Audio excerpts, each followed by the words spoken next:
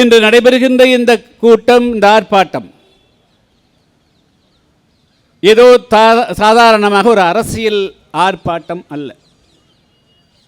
அது தமிழகத்தினுடைய அனைத்து மக்களுக்கும், தமிழகத்திலே இருக்கக்கூடிய 7 கோடி தமிழர்களையும் ஒரே புள்ளியில் ஒருங்கிணைப்பதற்கான ஒரு ஆர்ப்பாட்டம். இந்த ஆர்ப்பாட்டம் ஆகஸ்ட் மாதம் 1ஆம் தேதி அன்று 28 அரசியல் கட்சிகளுடைய ஆலோசனை கூட்டம் நடைபெற்றது. இன்று அதைவிட அதிகமான அரசியல் கட்சிகள் இதிலே பங்கு பெற்றிருக்கிறார்கள்.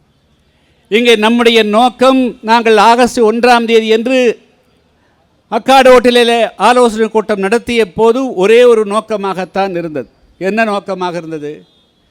தமிழ்நாட்டினுடைய வாழ்வாதாரமாக விளங்கக்கூடிய, ஏறக்குறைய பல நூறாண்டு காலமாக ஒரு பிரச்சனையாக இருக்கக்கூடிய காவிரி ஆற்றினுடைய குறுக்கே ஏற்கனவே கர்நாடக அரசு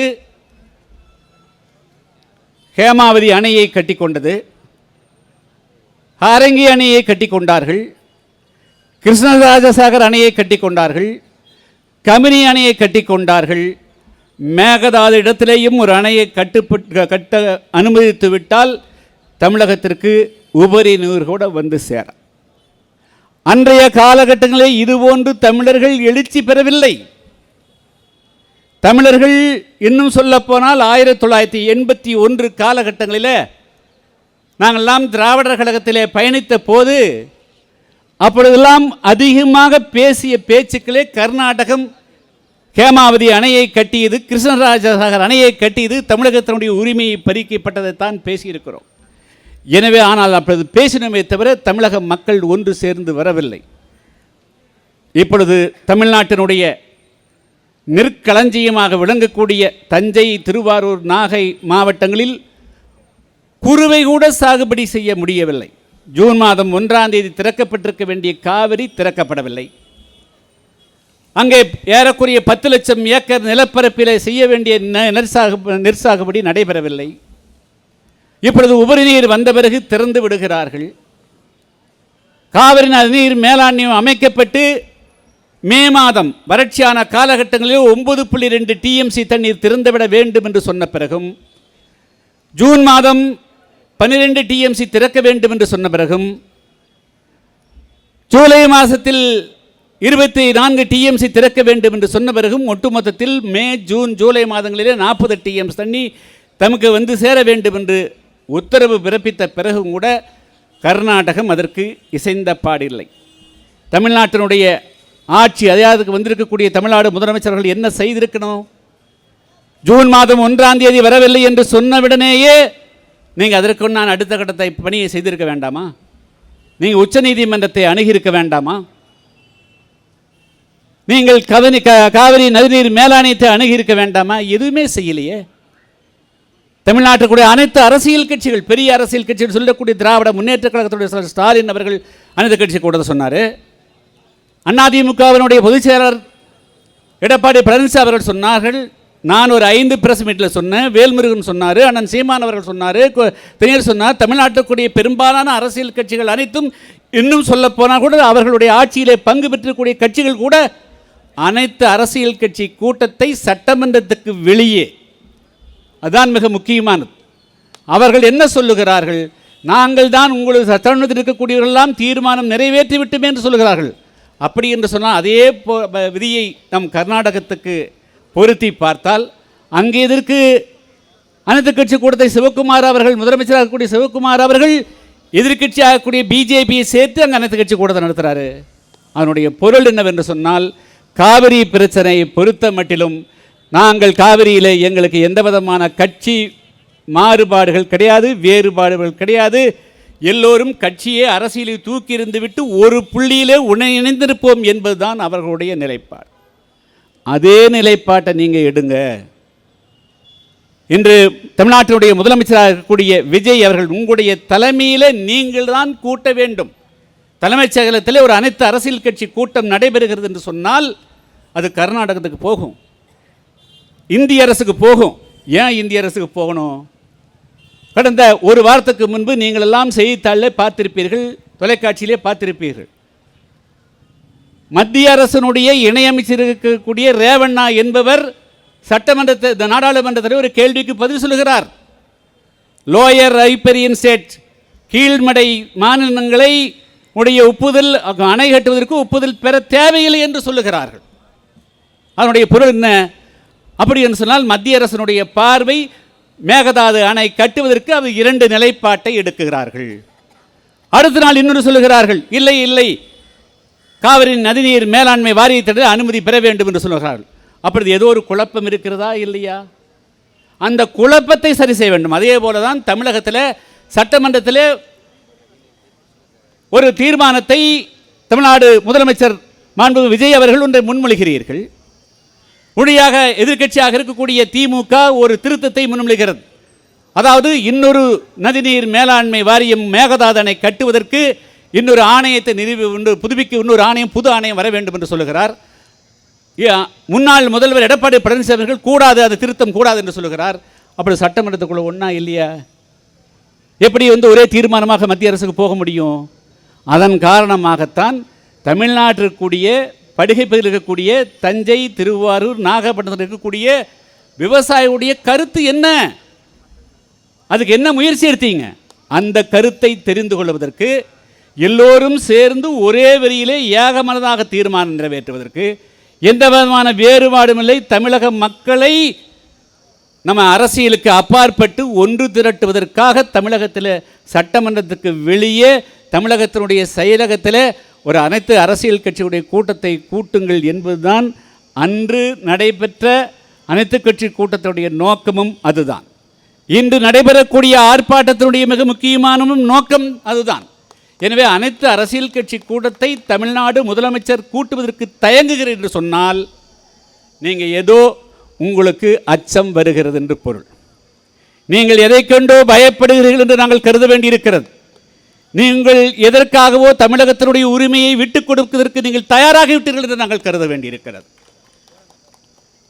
அன்பு சகோதரர் மாண்புமிகு முதலமைச்சர் விஜய் அவர்களே, தமிழ்நாடு சட்டமன்றத்தில் எதிர்க்கட்சிகள் அதிகமாக பேசாமல் இருக்கிறாம். ஆனால் தமிழ்நாடு சட்டமன்றம் மட்டுமல்ல, உண்மையான எதிர்க்கட்சி இங்கே மக்கள் மன்றம் இங்கே தான் இருக்கிறது என்பதை நீங்கள் மனதில் வைத்துக் கொள். இதை கர்நாடகத்துக்கும் நாங்கள் தெரிவித்துக் கொள்ள விரும்புகிறோம். இனிமேல் மேகதாது அணை பூச்சாண்டி காட்ட முடியாது, காட்டக்கூடாது. இனி அதுக்கு ஒரு முடிவு கட்ட. என்னை பொறுத்த மட்டிலும் நான் பல விஷயங்களை யோசிப்பேன். ஒரு விஷயத்தை எடுத்து விட்டால் அது தீர்வு காணாமல் நிச்சயமாக விடணும். இந்த ஆர்ப்பாட்டத்தின் மூலமாக என்ன சொல்ல விரும்புகிறோம் கர்நாடகத்துக்கு? நீங்க மேகதாது அணைக்கு இனிமேல் ஒரு செங்கல் வச்சீங்கன்னா 1,00,000 பேரோட படை திரட்டிட்டு எங்களுடைய படை வரும்.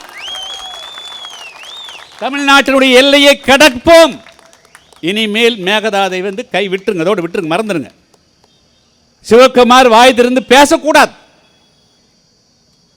அப்ப தமிழர்கள் எல்லாம் நாங்கள் இது நாள் வரையிலும் எப்படி வேண்டும் இருந்திருக்கலாம். இதை சொல்லுவதற்காக, இதை முதலமைச்சர் சொல்லுவதற்காகத்தான் தமிழ்நாட்டு மக்கள் காவிரி பிரச்சனையிலே உணர்வோடு ஒன்றுபட்டிருக்கிறார்கள் என்ற கருத்து மத்திய அரசுக்கும் போகணும். மத்திய அரசுக்கு என்ன தயக்கம்?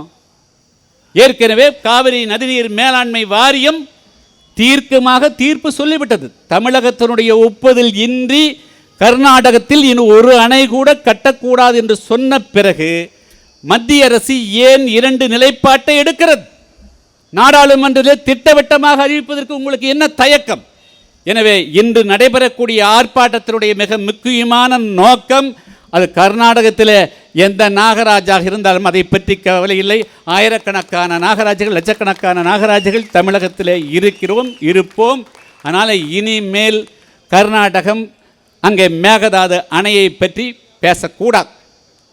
அதுக்கு ஒரு முற்றுப்புள்ளி சட்ட ரீதியாக நாடாளுமன்றத்தில் இன்று ஆட்சியில் இருக்கக்கூடிய பிரதமர் மோடி அவர்களுடைய அரசும் தெளிவுபடுத்தணும். இதுதான் 2 தான் எங்களுடைய பிரச்சனை. இதை நாங்கள் மக்கள் போராட்டத்தின் மூலமாக சொல்லுகிறோம். இப்போ விட்டுருன்னு நினைக்கிறீங்களா? இல்லை, நாளைக்கு நாங்கள் 11 மணிக்கு எல்லாருமே மீண்டும் கூடுறோம் தலைவர்கள் எல்லாம். தமிழ்நாடு இந்தியாவில் இனிமேல் கர்நாடகத்தில் மேகதாது அணையோ வேறு எந்த ஒரு தடுப்பணையோ கட்ட முடியாது, கட்டப் போவதில்லை. கட்டுவதற்கு நாங்கள் எந்த விதமான ஆய்வறிக்கை கூட அனுமதி கொடுக்க மாட்டோம் என்று அந்த மாதிரி ஒரு வழக்கு வந்தாலே உச்சநீதிமன்றம் அதை தூக்கி போடணும். எப்போ போடுவாங்க? தமிழ்நாடெல்லாம் ஒன்று பெற்றிருந்தால் தான் போவாங்க. அதுக்காகத்தான் நாங்கள் எல்லா அனைத்து அரசியல் கட்சிகள் கூப்பிட்டோம். திமுகவுக்கு அனைத்து கட்சி கூட்டத்துக்கு அழைப்பு கொடுத்துருந்தோம். அதுக்கு பிறகு மீண்டும் சரி அந்த அனைத்து கட்சி கூட்டத்துக்கு நீங்கள் வரல, இங்கே நடக்கக்கூடிய ஆர்ப்பாட்டத்துக்கு வாங்கன்னு மீண்டும் வந்து தமிழ்நாடு முன்னாள் முதலமைச்சர் ஸ்டாலின் அவருடைய உதவியாளர் தினேஷுக்கு நேரடியாக பேசி கூட்டிட்டு கொடுத்தோம். ஏன் உங்களோட சார்பாக 2 பேர் வர்றதுக்கு என்ன கஷ்டம்? நீங்கள் போராடுற போது, நீங்கள் கைது பண்ணுற போது நாங்கள்லாம் வந்து தமிழர் உணர்வு என்று நீங்கள் காவிரி பிரச்சனை போனீங்க, நாங்கள் உணர்வு பேசலையா? எங்களுடைய ரத்தம் கொதிக்கலையா?